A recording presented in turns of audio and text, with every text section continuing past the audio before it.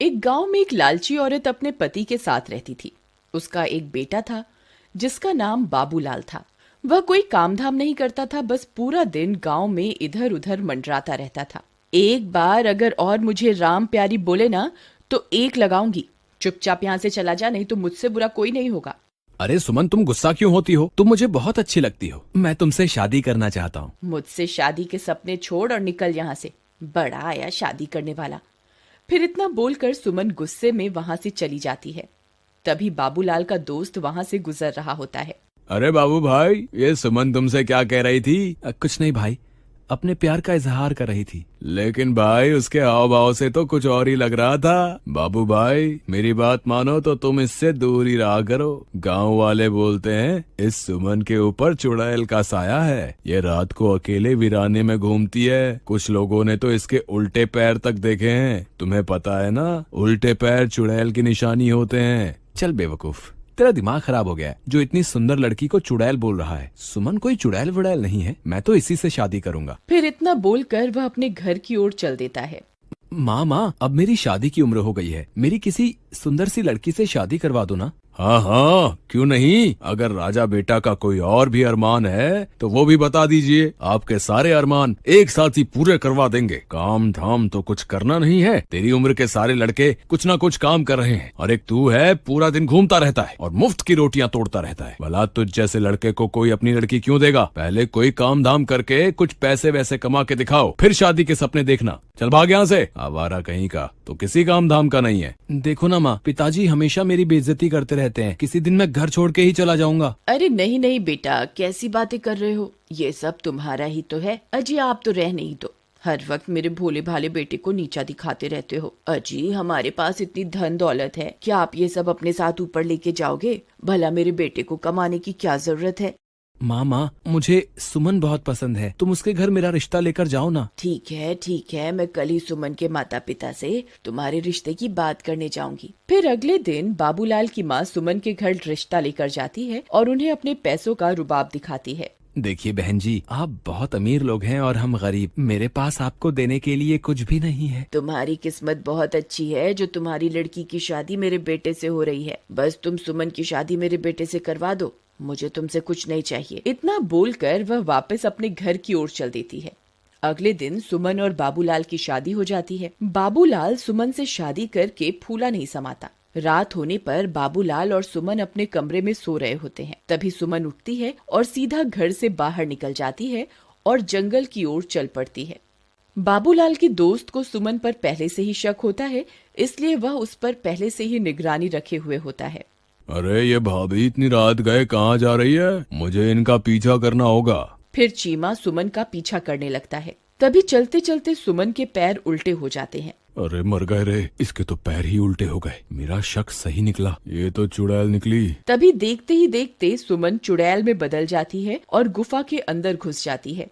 चीमा की आंखें फटी की फटी रह जाती हैं। फिर वह भी उसके पीछे पीछे गुफा के अंदर घुस जाता है। ए हैवानों के देवता, मैं आपको 9 बलि चढ़ा चुकी हूँ। बस एक बलि और चढ़ाते ही मैं सर्वशक्तिमान बन जाऊंगी। फिर मैं इन शक्तियों से पूरी दुनिया पर राज करूंगी। मुझे अभी के अभी सारी बात बाबूलाल को जाकर बतानी होगी। फिर वह सीधा भागता हुआ बाबूलाल के घर जाता है और खिड़की से उसे आवाज देता है। बाबू भाई उठो, मुझे तुम्हें बहुत जरूरी बात बतानी है, जल्दी उठो। अरे क्या हुआ भाई, इतनी रात तुम यहाँ क्या कर रहे हो? भाई मैंने तुम्हें पहले ही कहा था कि तुम्हारी बीवी चुड़ैल है, लेकिन तुमने मेरी बात का विश्वास नहीं किया था। भाई मुझे लगता है कि तुम्हारा दिमाग खराब हो गया है, जो ये बहकी बहकी बातें कर रही हो। अच्छा तो ये बताओ कि क्या सुमन घर पे है? इतने में सुमन वहाँ आ जाती है। क्या हुआ चीमा भैया, इतनी रात गए कैसे आना हुआ? चीमा सुमन को घर पर देखकर हक्का बक्का रह जाता है। अब कुछ नहीं भाभी जी, मैं तो बस यहाँ से गुजर रहा था तो सोचा बाबू से मिलता चलूं। अच्छा मैं चलता हूँ। इतना बोलकर चीमा वहाँ से दुम दबा के भाग जाता है। अजी क्या हुआ, ये आपका दोस्त आपसे क्या कह रहा था? कुछ नहीं, बस ऐसी ही बेकार की बातें कर रहा था। चलो अब तुम सो जाओ, रात बहुत हो गई है। फिर सुबह होने पर वह सेठानी गुस्से से लाल हो जाती है क्योंकि सुमन अभी तक सो रही होती है। ए बहुरानी, अभी तक सो रही है क्या? घर का काम कौन करेगा? चल जल्दी उठ, मैंने काम वाली की छुट्टी कर दी है, आज से घर का सारा काम तुझे ही करना है। फिर सेठानी के जोर जोर से चिल्लाने की वजह से सुमन की नींद खुल जाती है और वह गुस्से से लाल हो जाती है। रुक बुढ़िया, तुझे मैं अभी बताती हूँ। फिर सुमन गुस्से में बाहर आती है। ए बुढ़िया, क्यों शोर मचा रही है सुबह सुबह? मेरी सारी नींद ही खराब कर दी। अरे दैया, इसकी हिम्मत तो देखो, मुझे बुढ़िया बुला रही है। ए, तेरी इतनी हिम्मत, मुझे बुढ़िया बोलेगी? चुपचाप घर का ये सारा काम निपटा दे। तेरे माँ बाप ने वैसे भी दहेज में फूटी कौड़ी भी नहीं दी है। मैं कोई काम वाम नहीं करने वाली, जो करना है कर लो। तेरी इतनी हिम्मत, मुझे मना करेगी? रुक, तुझे अभी बताती हूँ। अरे मर गई रे, ये क्या हो गया? तेरी इतनी हिम्मत, मुझे अभी के अभी छोड़ दे। बाबू बाबू, ओ बाबू, देख तेरी बीवी मेरे साथ क्या सलूक कर रही है। जल्दी आ, मुझे इससे बचा, नहीं तो ये मेरे सारे बाल नोच डालेगी। फिर अपनी माँ की चीख पुकार सुनकर बाबू दौड़ा दौड़ा अपने कमरे से निकलकर वहाँ पहुँच जाता है। वह यह सब देखकर हैरान रह जाता है।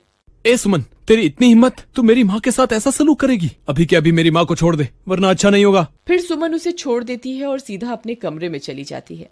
माँ, आप ठीक तो हो ना? आपको कुछ हुआ तो नहीं ना? मैं ठीक हूँ बेटा, मैंने तो बस इसे घर का थोड़ा काम करने को कहा था और इसने मेरी तो धुनाई ही कर दी। फिर बाबू परेशान होकर घर से बाहर निकल जाता है। वहाँ उसे उसका दोस्त चीमा मिलता है। क्या हुआ बाबू भाई, इतने परेशान क्यों हो? क्या तुम्हें पता चल गया कि तुम्हारी बीवी चुड़ैल है? मजाक मत कर यार चीमा, मैं वैसे ही बहुत परेशान हूँ। आज सुबह सुबह तो सुमन ने हद ही कर दी। उसने माँ के बाल पकड़कर उनसे बहुत बदतमीजी की। भाई, मैंने तो पहले ही कहा था कि सुमन कोई साधारण लड़की नहीं है, उसके ऊपर चुड़ैल का साया है।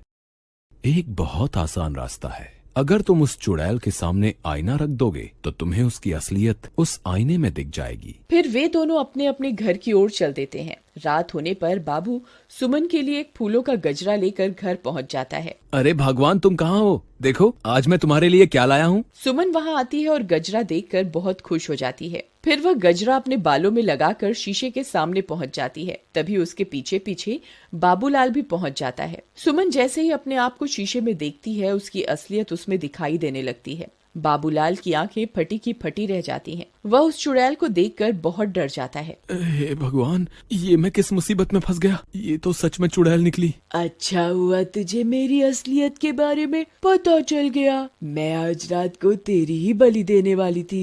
अरे भागो रे, ये तो चुड़ैल निकली। अपनी जान बचा के भागो। चीमा भाई, मुझे बचाओ, मेरी बीवी तो चुड़ैल निकली। तुम सही कहते थे। हाय, मर गए रे। फिर वह सीधा भागता भागता अपने दोस्त चीमा के घर पहुंच जाता है। चीमा भाई, जल्दी से दरवाजा बंद कर दो। तुम सही कहते थे, सुमन तो चुड़ैल है। मैंने उसकी असलियत आईने में देख ली है। अब वो मुझे नहीं छोड़ेगी। अजी, मुझे लगता है आपका ये दोस्त अपने साथ साथ हमें भी मरवा के छोड़ेगा। तुम अभी के अभी से घर से बाहर निकालो, नहीं तो इसकी पत्नी इसका पीछा करते करते यहाँ पहुँच जाएगी।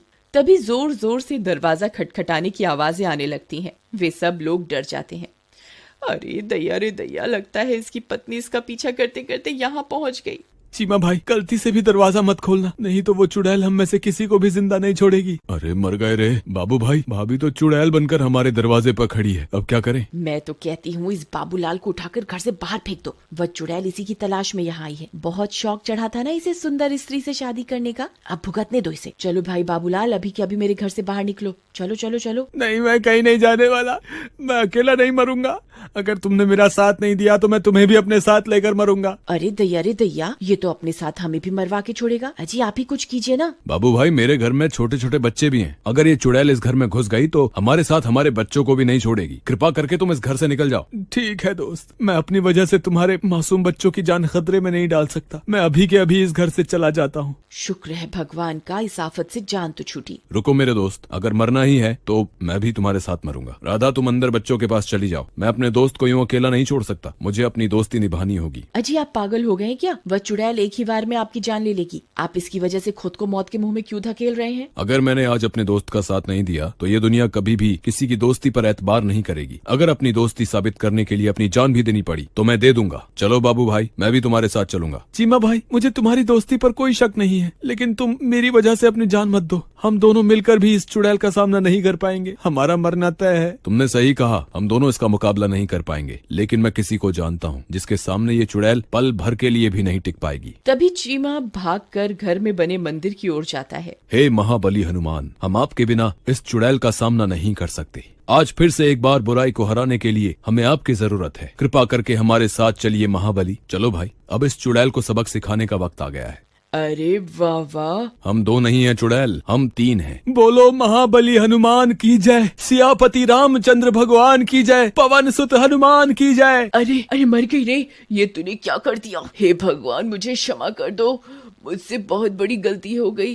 हे महाबली, हे सर्वशक्तिमान, मुझे क्षमा कर दो। मैं आज के बाद किसी व्यक्ति को नहीं सताऊंगी। फिर कुछ ही पलों में वह चुड़ैल जलकर खाक हो जाती है और एक बार फिर बुराई पर हमेशा की तरह अच्छाई की जीत होती है।